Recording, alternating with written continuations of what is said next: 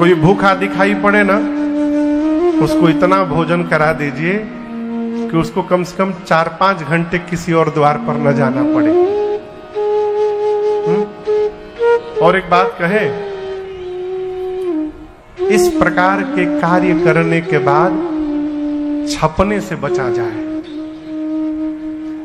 आप समझ रहे मेरी बात को? लोग दान भी इसलिए कर रहे हैं कि जगत जाने कि हम दानवीर कर्ण के बाबूजी हैं। लोग जाने कि हमसे बड़ा धर्मात्मा कौन है। मैंने एक फोटो देखी थी, मैं आपको इसलिए मैं बता रहा हूं, मुझे इतना दुख हुआ देख करके। एक जगह लोग 10-12 श्रीमंत लोग केला दान कर रहे थे। केला समझ रहे हैं ना, बनाना, केला दान कर रहे थे। एक केला 5 आदमी पकड़ा हुआ था। केला कितना है? एक। और उसी एक केले को 5 आदमी पकड़कर जिसको दान दिया गया उसके मुख के पास लगाया गया है और फोटो खींचकर उसको फेसबुक पर पोस्ट भी किया गया। इतना दान न दे दीजिए कि कोई उस दान के दबाव से दब के मर जाए वहीं पर। इससे अच्छा न दीजिए। और आप एक से बात कहूं आपको, आप किसी को दान देकर यदि उसको फोटो छपवा रहे हैं तो आप दान नहीं दे रहे हैं, सामने वाले की इज्जत की धज्जियां उड़ा रहे हैं।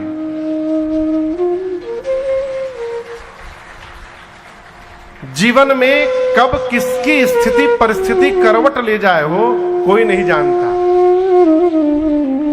यदि वो दान ले रहा है तो उसके जीवन की स्थिति वैसी हुई होगी कि उसको मजबूरन लेना पड़ रहा है।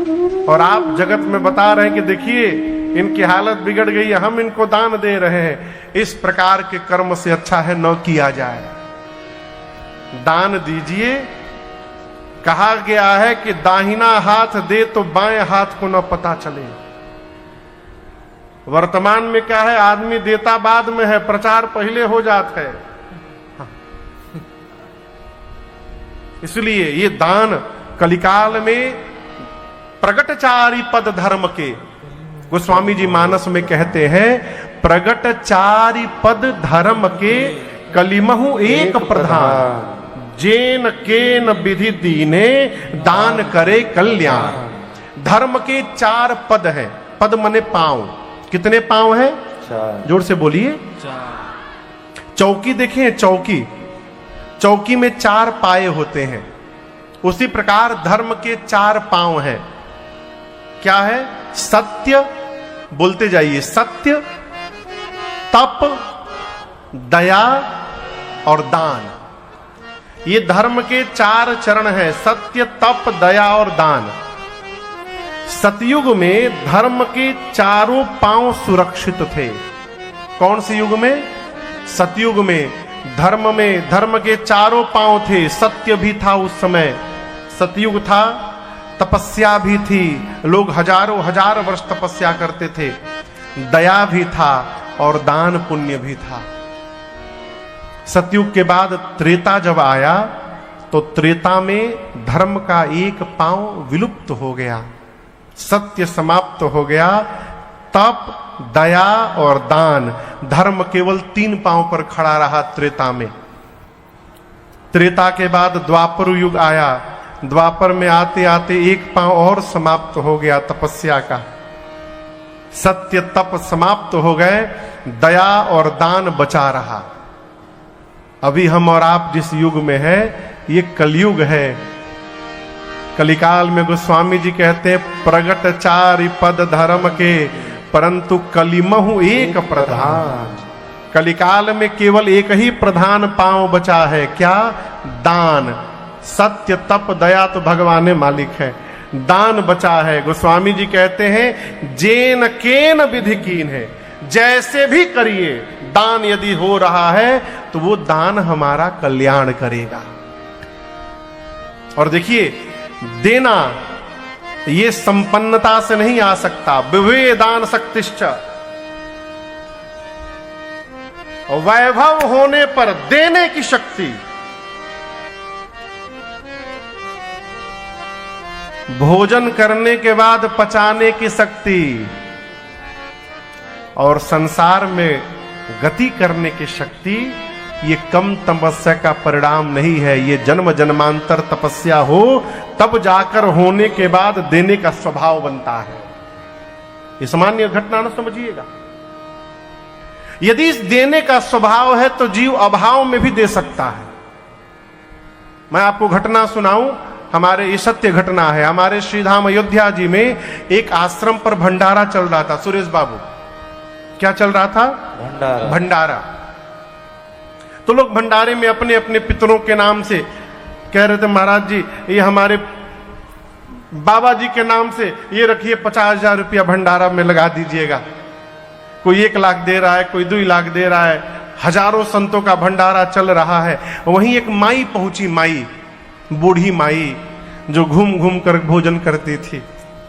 आकर महंत, ये सत्य घटना सुना रहा हूं मैं आपको, आकर श्री महंत जी से बोली, सरकार मैं भी अपने पितरों के नाम से भंडारा कराना चाहती हूं, हो जाएगा? महाराज बोले अवश्य होगा, पैसा लगेगा उसका, लाओ पैसा दो।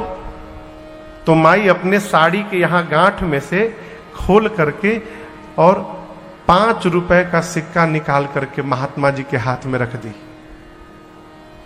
महात्मा जी बोली ये क्या है? बोली महाराज मेरे पास कुल संपत्ति के रूप में यही 5 रुपया है। महात्मा जी लिए, बोले ठीक है, तुम्हारे पितरों के नाम से भी भंडारा होगा। तो महंत जी के शिष्य पीछे खड़े थे।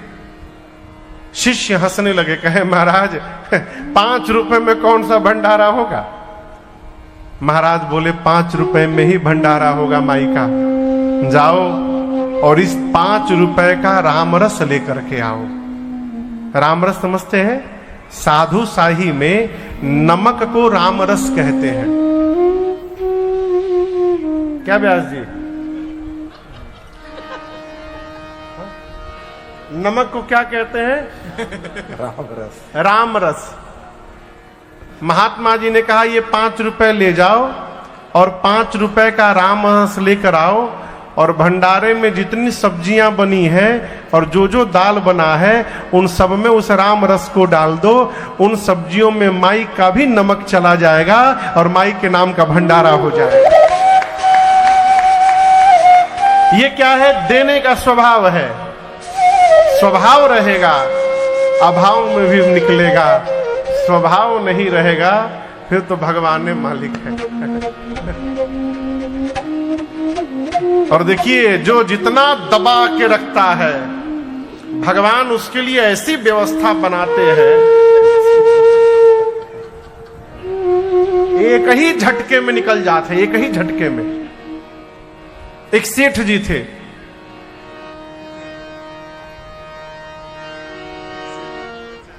महाकंजूस। कंजूस भी नहीं थे, कंजूसी में वो पीएचडी किए हुए थे।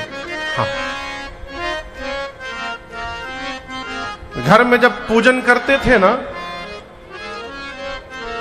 तो दरवाजा बंद करके लाइट ऑफ करके सारे कपड़े उतार करके बैठ के पूजा करते थे। तो उनके मैनेजर ने पूछा सेठ जी ये कौन सी प्रथा है पूजा की?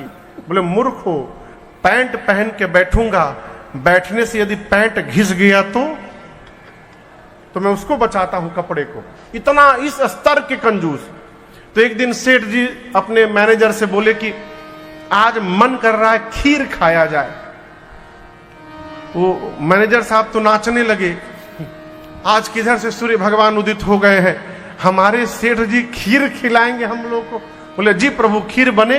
बोले जाइए दूध ले आइए। बोले कितना ले आऊं? कई लीटर। बोले कई लीटर नहीं, 250 मिलीलीटर।